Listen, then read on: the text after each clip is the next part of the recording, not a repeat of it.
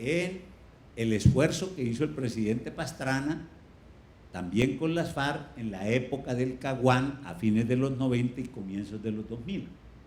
Allí teníamos una agenda de 60 puntos, donde estaba todo lo inimaginable, desde los problemas del empleo, del salario, es decir, cualquier cosa, ahí estaba. Obviamente, una agenda de esas características termina siendo inmanejable en términos reales. Entonces, aquí me parece que de entrada hubo esa distinción que es muy importante. Aquí son los puntos que de una manera evidente están asociados al conflicto armado. Lo agrario, porque es que las FARC históricamente es una guerrilla de origen agrario.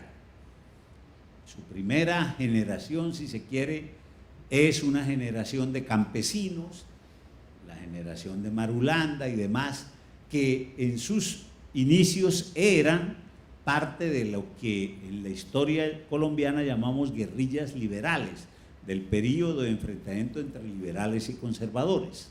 Entonces el tema agrario era central porque estaba muy en el origen de las FARC. Entonces plantear el tema agrario tenía que ver con eso. El tema de participación política, porque casi todos estos conflictos, sabemos, tiene mucho que ver con la exclusión política de los actores que buscan entrar en la escena y que los partidos tradicionales en cada sociedad tienden a no ser suficientemente amplios y generosos en términos de reglas. Entonces el tema de participación política era un segundo tema. Fin del conflicto es obvio, porque eso conlleva todo el tema militar por un lado, es decir, cómo va a ser el cese bilateral y definitivo del fuego y de las hostilidades, cómo va a ser el proceso de dejación de las armas, cómo va a ser el proceso de reincorporación en la vida civil, en lo económico, lo social y lo político de los antiguos miembros de la guerrilla, cómo van a ser las garantías de seguridad, qué va a pasar en la lucha contra grupos de crimen organizado que pueden ser amenaza muy fuerte al éxito del proceso y a organizaciones sociales, etcétera. Entonces, fin del conflicto, evidentemente, era un tema íntimamente ligado. El tema de drogas ilícitas, no hay duda, el narcotráfico en una sociedad como la colombiana se convirtió desde los años 80 del siglo pasado en el combustible del conflicto armado. Es decir, todos sabemos que una guerra, no, como decimos coloquialmente en Colombia, no se financia solamente con Ave Marías y Padre Nuestros. Eso requiere plata y mucha plata, porque mantener un ejército insurgente conlleva toda una logística muy compleja. Y en el caso colombiano, eso fue lo que hizo el narcotráfico, ser una fuente ilícita de recursos a la cual acudieron los distintos actores, porque financió guerrillas, pero también financió los grupos paramilitares y probablemente también agentes del Estado que se lucraron de todo eso. Entonces, narcotráfico se situó allí en el centro del problema. Entonces, por eso, colocar ese tema en la agenda era fundamental también. El quinto lugar, las víctimas, porque esa es una característica también del acuerdo entre el gobierno y la FARC. Las víctimas van a ser el centro de la negociación, y en eso lo han insistido permanentemente, y tiene mucho que ver, como decía, con el contexto actual. En el pasado, obviamente nadie le importaban las víctimas, entre comillas. Nosotros terminamos un periodo de violencia liberal conservadora en el cual se decía que hubo en Colombia, y digo se decía porque nadie hizo un conteo riguroso y demás, que hubo 300.000 muertos, y eso se saldó como con borrón y cuenta nueva. A nadie le importó eso. Simplemente hicimos un pacto entre el Partido Liberal y Conservador que se avaló en un plebiscito en diciembre del 57 y se acabó la violencia, y se acabó la violencia entre liberales y conservadores, pero nadie se ocupó de las víctimas ni nada de eso.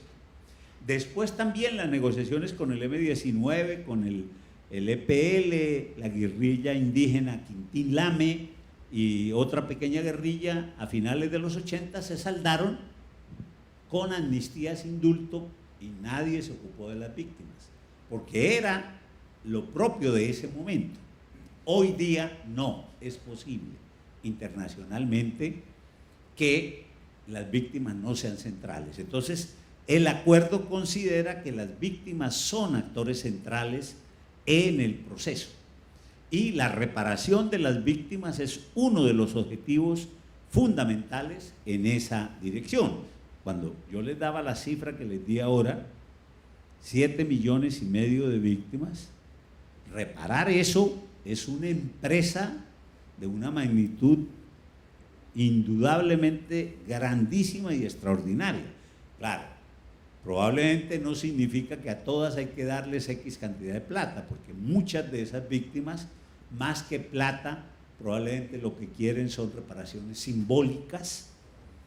Es que si mataron a unas personas porque los acusaban de bandidos, que se les reconozcan que no eran ningunos bandidos, que fue un error y su honra y su honor se restablezcan, etcétera. Pero digo, es toda la diversidad. Pero eso porque esas son las características del contexto actual, que insisto, no eran las del pasado. Y por último, implementación de los acuerdos, verificación y refrendación.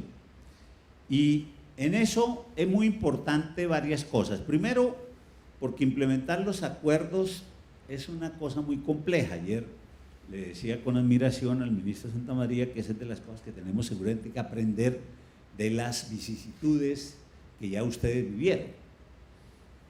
Pero en Colombia además tenemos una larga tradición de firmar acuerdos que no se cumplen. Y no solo en este campo de los conflictos armados, sino de todo tipo. Algunos decimos un poco en broma, pero un poco en serio, que eso es una herencia desde la colonia española. El primer movimiento pro independencia de España, que fue el de los comuneros nuestro, llegó a un acuerdo de capitulaciones en una ciudad cercana a Bogotá que se llama Zipaquirá, con el virrey de la época. Se firmaron las capitulaciones y al mes siguiente los que habían firmado fueron despedazados por los españoles y su cabeza puesta en un lado como sanción. Es decir, los papeles se firman, pero después no se cumplen. Y esa ha sido mucha nuestra tradición. A nivel de anécdota, en la época del gobierno del presidente Samper, los indígenas en el Cauca hicieron un paro en una región que ya es muy emblemática para ellos, que llaman La María, que la han vuelto una zona de paz. ¿Y qué era lo que pedían en ese paro? Era que el gobierno de ese momento se comprometiera a que iba a cumplir lo que los 3 gobiernos anteriores le habían prometido que iban a hacer y no le habían cumplido. Y ese se comprometió también, y estoy seguro que tampoco cumplió. Pero digo, es un poco, a veces hay una gran facilidad para firmar acuerdos para desactivar conflictos sociales. Pero otra cosa es cómo se van a cumplir esos acuerdos. Entonces, claramente, el tema de implementación, que en últimas es cómo se va a cumplir eso, cómo se va a honrar la palabra, se vuelve un tema central, así como el de verificación. O sea, cómo se va a garantizar que eso que se pactó se cumpla. Obviamente, creo que nadie esperaría que sea un cumplimiento al 100%, porque eso es muy difícil cualquiera, pero que haya un importante porcentaje de cumplimiento. Entonces, claramente ese tema de implementación y de verificación central. Y la refrendación, porque también en eso, tanto el presidente como las FARC se comprometieron a que los acuerdos deberían ser refrendados por los colombianos. En teoría, no habría necesidad. Incluso el fiscal general, y yo comparto la tesis nuestra, siempre ha dicho, no hay necesidad de ninguna refrendación.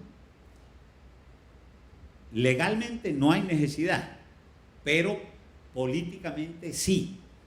Es decir, que los colombianos, y mucho más en un contexto de cierta polarización política alrededor del tema. Porque yo creo que al tiempo que en todo el periodo de la primera década de los 2000, y especialmente los dos gobiernos del presidente Uribe, donde se continuó fortaleciendo el Estado después de la gran reforma militar que se produce en el marco del Plan Colombia, en el gobierno del presidente Pastrana, también se mandó un mensaje muy fuerte a la sociedad colombiana de que esos tipos de la guerrilla eran simplemente unos narcoterroristas. Y mucho más después de los atentados del 11 de septiembre y el discurso del presidente Bush de la lucha contra el terrorismo global, eso fue muy incorporado al discurso. Es decir, aquí tenemos terroristas igualitos, de hecho, más de uno de estos amigos hace símiles, y es que este es el Al-Qaeda nuestro, etc. Y eso, sin duda, repetido durante varios años, en un sector de la opinión cala con fuerza.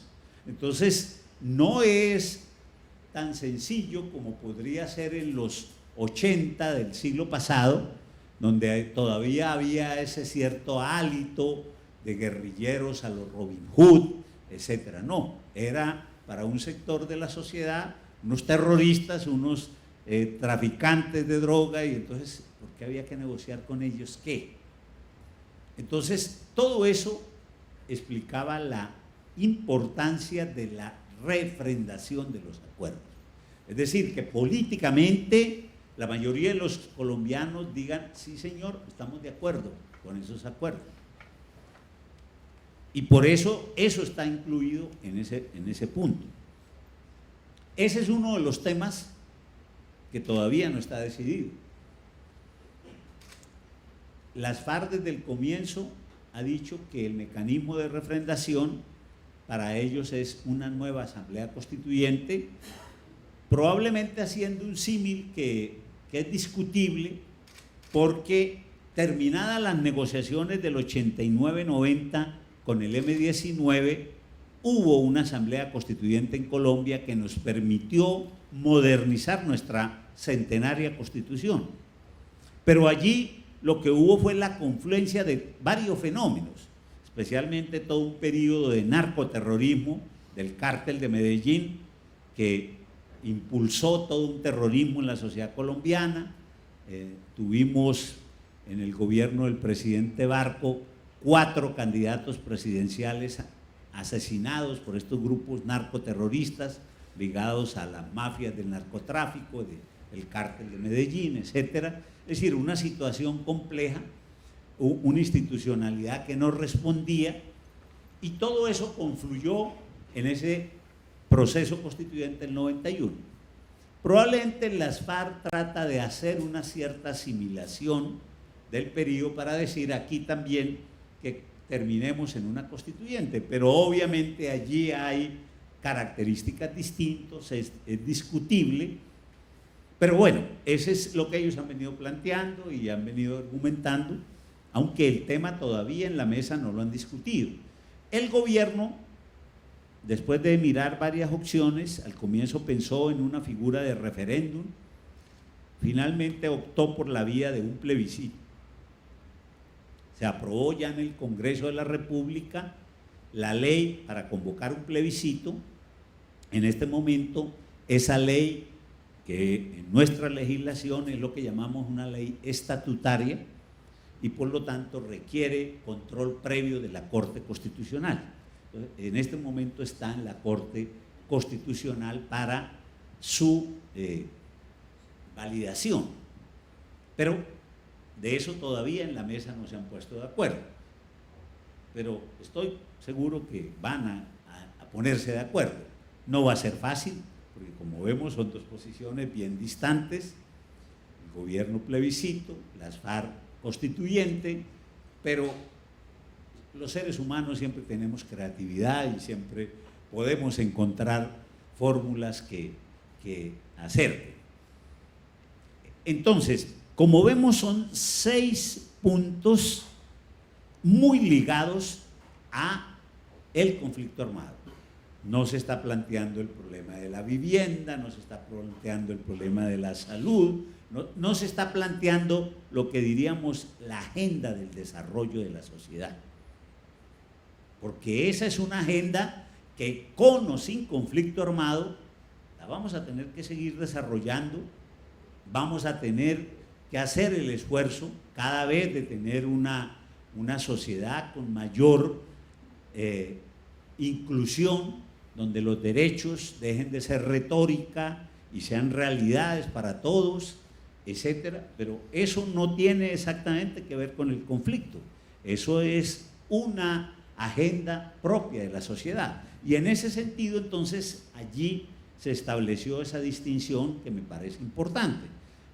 Una vez que se llegue a un acuerdo, el movimiento político que surja de las FARC pues va a poder jugar en la vida política y hacer propuestas sobre esos temas como cualquier otra fuerza política, y se trata de eso, que alimente el debate político en democracia y que en la medida en que logre hacer propuestas sugestivas y atractivas y logre tener capacidad de venderlas, pues consigue el apoyo de la opinión.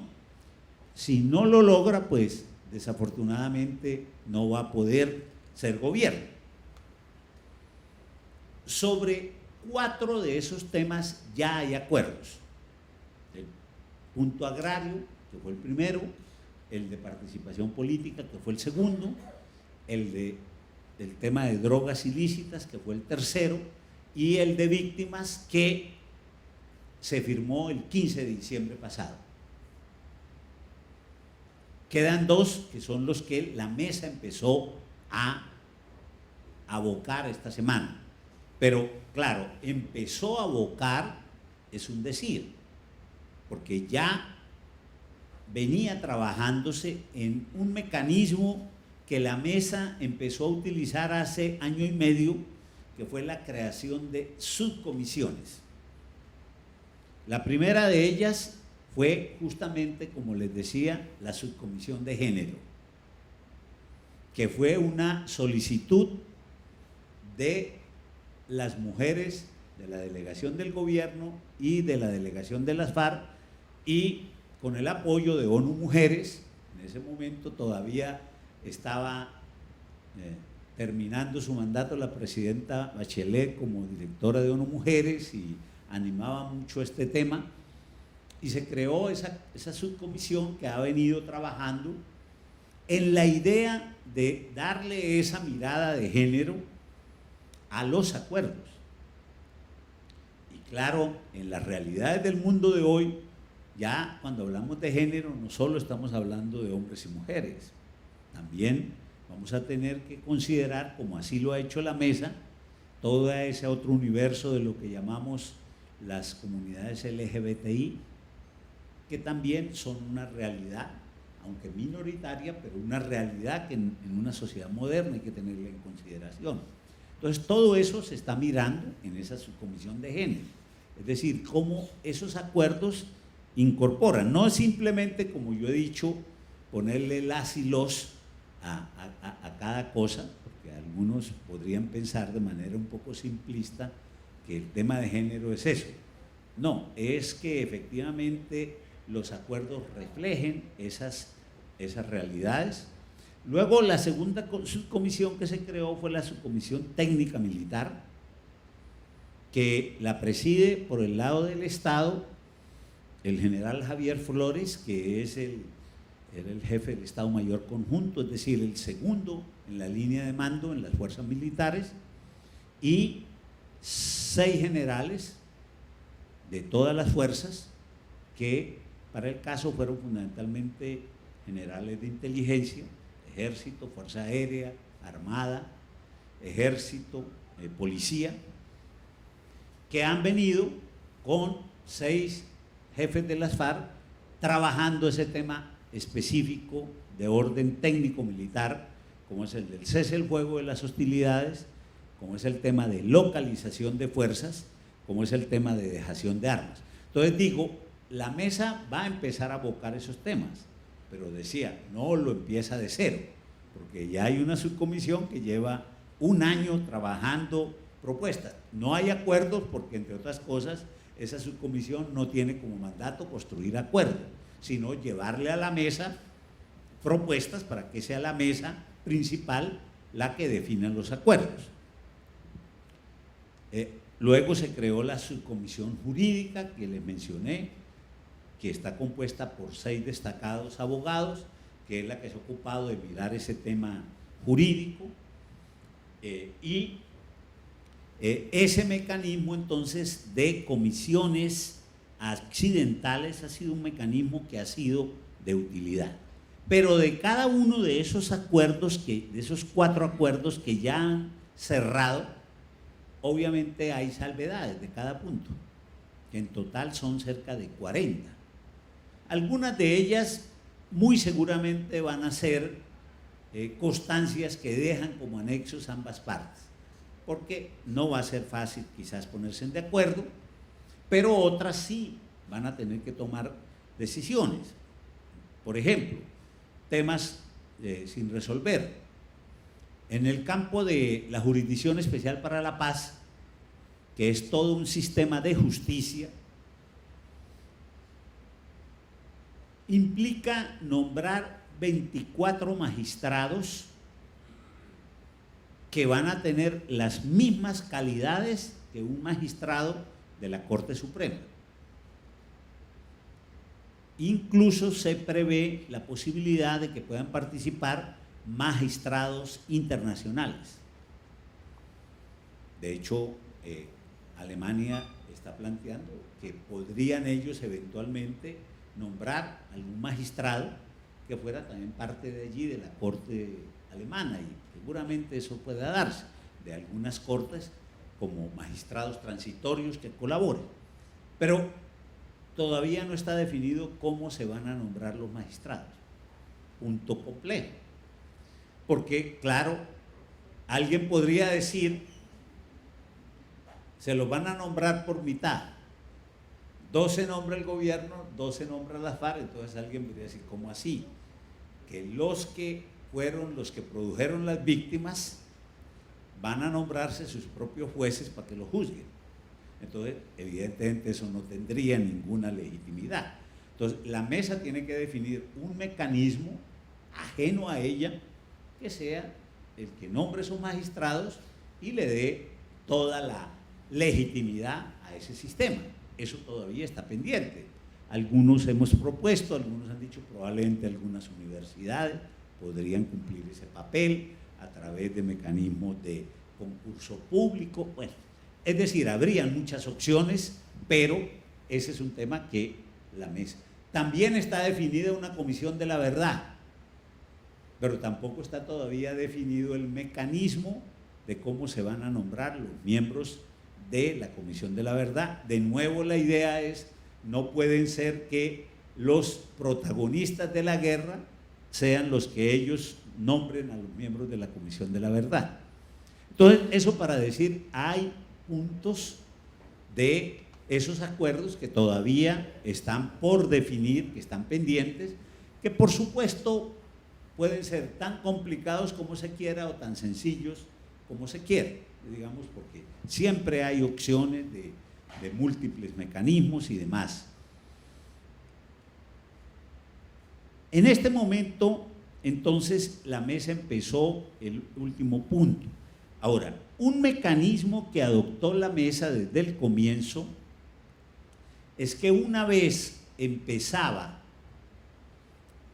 a debatir el punto determinado de la agenda, nos pidió a un tercero, que fueron la Oficina de Naciones Unidas en Colombia y al Centro de Pensamiento y Seguimiento del Diálogo de Paz de la Universidad Nacional, que organizáramos unos foros de participación social para que los ciudadanos de las más diversas procedencias y sectores hicieran propuestas para ese punto en particular.